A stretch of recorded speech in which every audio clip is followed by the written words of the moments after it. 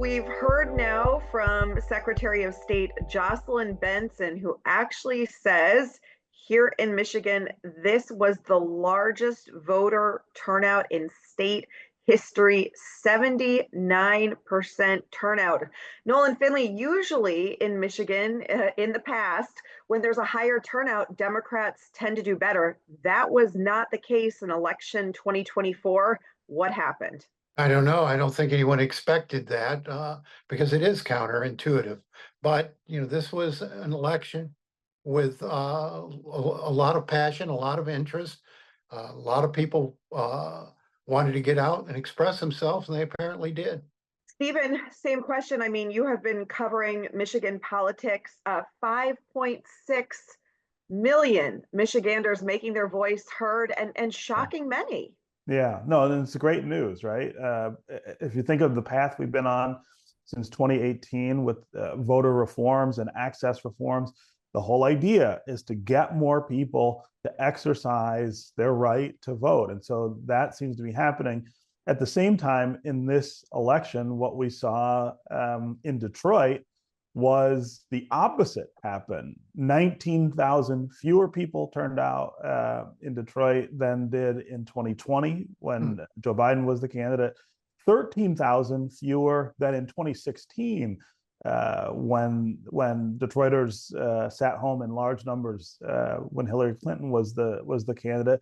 The question is why? I mean, there are a lot of finger pointing going on about organizing and the Harris effort in Detroit right now. There was an enthusiasm gap that I think no one thought existed.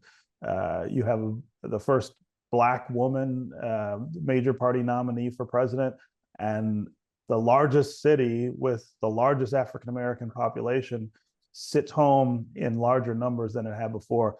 There's gonna be a lot of analysis and a lot of questions about why that happened. Nolan, a lot of questions about why it happened. I'm curious about your viewpoint. I don't know. I mean, you would have thought with the first Black woman on the ballot and Donald Trump on the other side, he's always been a powerful motivator of Democrats. I don't know what happened in Detroit. Perhaps the campaign didn't spend enough time there.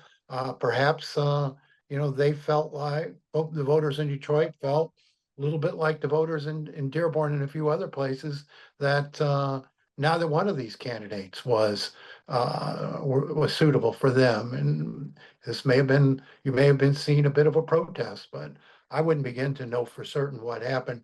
It is certainly stunning that Detroit would not fit the trend.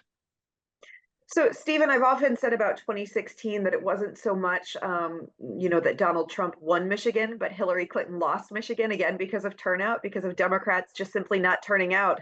Mm-hmm. It appears that Democrats maybe did not turn out, but it also appears that Republicans and voters of possibly all stripes turned out in much larger numbers for Donald Trump. Donald Trump grew support in nearly every single county in Michigan.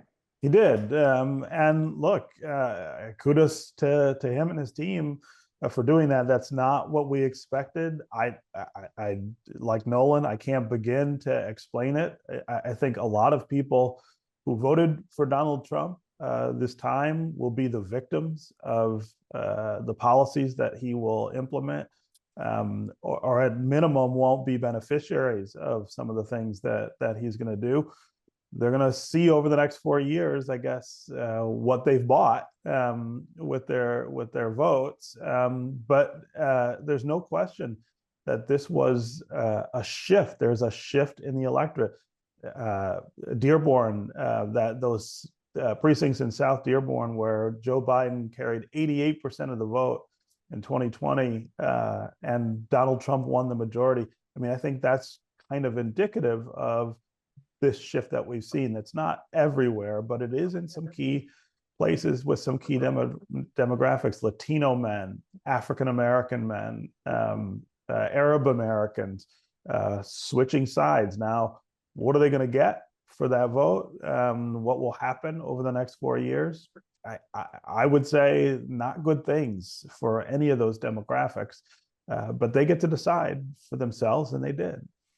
Nolan, there was a bright spot for Democrats, interestingly enough, in another statewide race, and that is Democratic Congresswoman Alyssa Slotkin will become Michigan's next senator. What do you make of the fact that Slotkin was able to win this statewide race over Republican Mike Rogers, who really, I mean, spent a lot of time with Donald Trump when he was here campaigning? Well, I mean, she spent a lot of money too. I mean, it was a very close race. There was probably more money spent in that race, perhaps than any other Senate race we've ever seen in this state. He was outspent on the order of 10-1. And, money doesn't always talk, but it talked loud enough, I think, in this case, to push her over the top. I'll go back to something Steve said in terms of the motivator here. I think Donald Trump did as well as he did with so many different voter groups for the same reason he didn't win in 2020. People punish failure, and they viewed his first administration as a failure and voted him out. And they viewed this administration as a failure. And the huge mistake Democrats made, and I think Donald Trump wouldn't be president-elect today if they hadn't made this mistake. They picked a member of the administration that people were so dissatisfied to run for president. I think almost any other credible Democrat would have prevailed in this election, but people vote their self-interest, and they didn't feel that the Biden-Harris administration had met their needs in the 4 years they gave them. Yeah, this was a change election, and it was framed that way by many different things, not just by Donald Trump, but by people's feelings. Look, the economic indicators all say that things are much, much, much better than they were 4 years ago. But the ones that people feel day to day in their lives are still very, very tough. Stephen Henderson, Nolan Finley, there's a lot to dig into. We will continue to in the weeks and months to come. Thanks so much to both of you.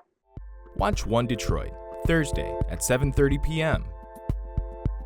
You can find more at onedetroitpbs.org or subscribe to our social media channels and sign up for our One Detroit newsletter.